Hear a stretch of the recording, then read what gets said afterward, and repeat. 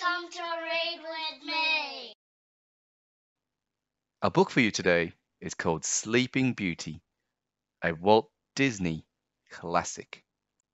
It's quite a long one, so please sit back and enjoy. Long ago, in a faraway land, King Stefan and his queen held a feast to celebrate the birth of their daughter Aurora. King Hubert and his young son Philip came from a neighboring kingdom to attend the feast. The two kings made plans for Philip and Aurora to marry on the princess's 16th birthday. Also at the celebrations were the princess's three fairy godmothers, Flora, Fauna, and Merryweather. Each of them had a special gift for the princess. First, Flora waved her magic wand over the baby's cradle and said, "I give you the gift of beauty." Then Fauna waved her wand and said, "I give you the gift of song." Finally, Merryweather fluttered over the cradle. She raised her wand to grant the third gift, when suddenly there was a crack of lightning. Maleficent, the wicked fairy, stormed in. She was furious that she had not been invited to the celebrations. Stroking her pet raven, Maleficent glared at the baby princess. "I also have a gift for you," she hissed.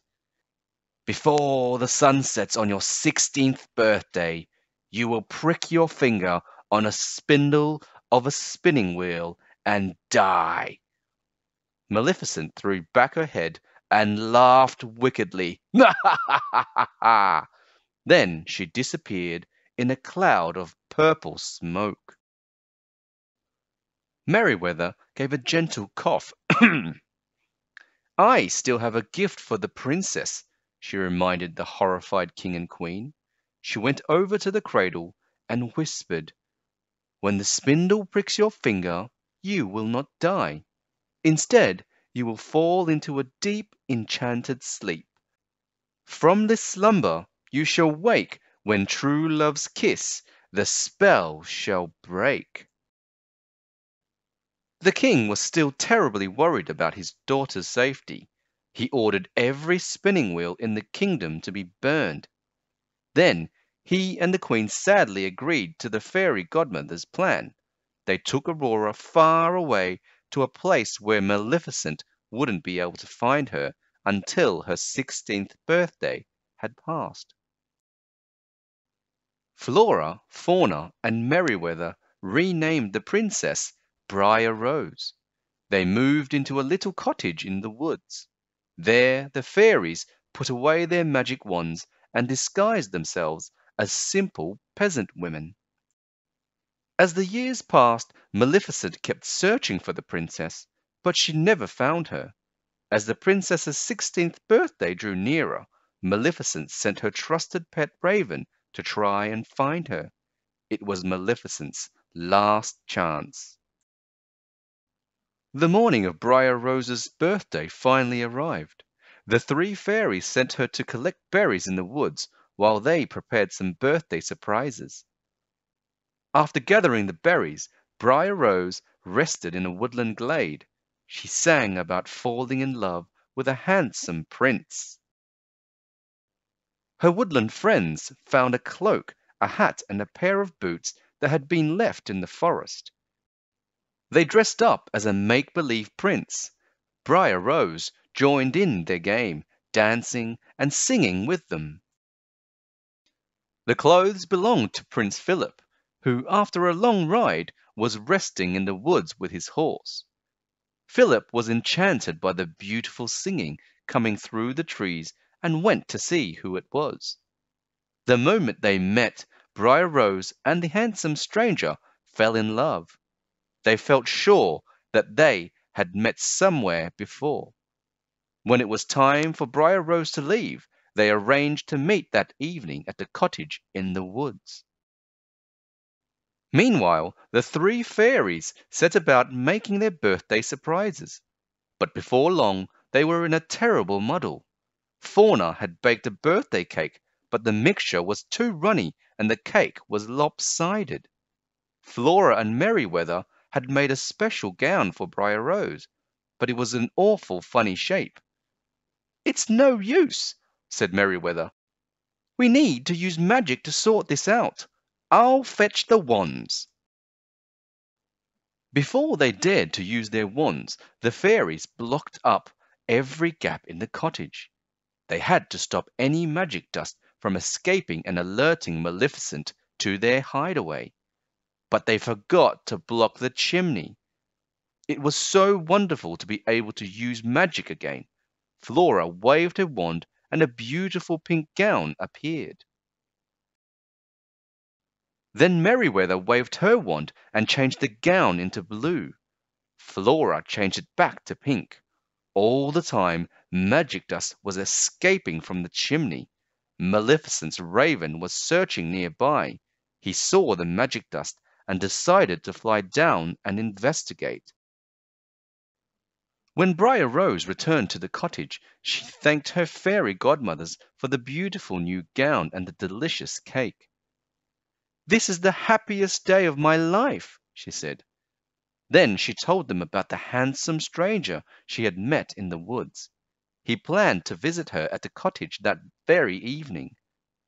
"It's time we told Briar Rose the truth," said Fauna. So Briar Rose learnt that she was really a princess who would soon have to marry Prince Philip. "Today you must return to the palace and start your new life," said Flora. Up on the chimney, Maleficent's raven smiled. Briar Rose was heartbroken. She didn't want to marry a prince. She had fallen in love with the handsome stranger she had met in the woods. By now, the raven had heard enough. He flew off to tell his mistress that the search for Princess Aurora was over. As soon as darkness fell, the fairy godmothers led Briar Rose through the forest to the palace. They had no idea that Maleficent was already there, lying in wait for them. At the palace, the fairy godmothers left Aurora in a quiet room to rest. Suddenly, a strange glowing light appeared. Aurora followed it in a trance. It led her up a winding staircase to an attic room. Inside the room, Maleficent was waiting by a spinning wheel. Aurora had never seen a spinning wheel before. The wicked fairy urged the princess to touch it. Aurora reached out and pricked her finger on the spindle. In an instant, she had fallen into a deep sleep. Before long, the fairy godmothers found Aurora lying by the spinning wheel. They quickly cast a sleeping spell over the entire palace. Luckily, the fairies had discovered that Prince Philip was the stranger with whom Briar Rose had fallen in love. Only his kiss would wake her, so while everyone was asleep, the fairies thought of a plan. They would return to the cottage, find Philip, and bring him back to the palace. But they were too late. Maleficent and her soldiers had already found the prince waiting at the cottage and captured him. Maleficent took Philip back to her castle, where she threw him into her deepest, darkest dungeon. She fastened him to the wall with chains and left him there to die. When the fairies couldn't find Prince Philip at the cottage, they soon realized Maleficent must have captured him. They quickly made their way to her castle. As soon as it was safe, the fairies magically appeared in the dungeon and freed the prince. They waved their wands and armed him with a magic shield of virtue and a gleaming sword of truth. Then the prince jumped on his horse and galloped off to King Stephen's palace to rescue Princess Aurora. When Maleficent discovered that the prince had escaped, she roared with rage. "Ah!" She cast a spell that surrounded the palace with a forest of thorns.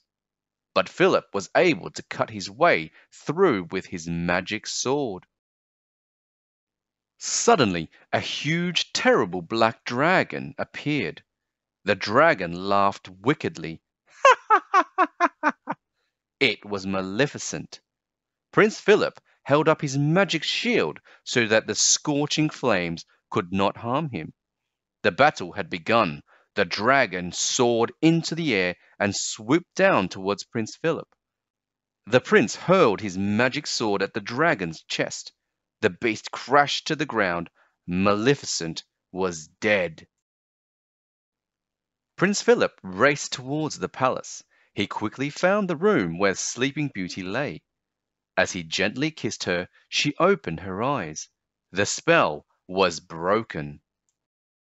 The fairy godmother's spell was broken too. All round the palace, people began to wake from their enchanted sleep. The king and queen were delighted to have their beloved daughter back again. That evening, a magnificent ball was held to celebrate the wedding of Philip and Aurora. The princess was dressed in a beautiful blue gown, but Flora couldn't resist turning the blue gown back to pink. Then Merryweather turned it back to blue, and so it went on. Pink, blue, pink, blue. The princess danced happily in the arms of her prince while their proud fathers looked on. A dream come true. The prince and princess lived happily ever after. The end. That was Sleeping Beauty by, of course, Disney. Thank you for spending some time with us here on the Read With Me channel. We definitely look forward to bringing you some more amazing stories and adventures in our upcoming videos. If you enjoyed that book and want to add this to your library, you can find a link in the description where you can purchase it. Where you can, please support the artists and the wonderful stories that they make. Until next time, please take care, keep reading, and we'll see you soon.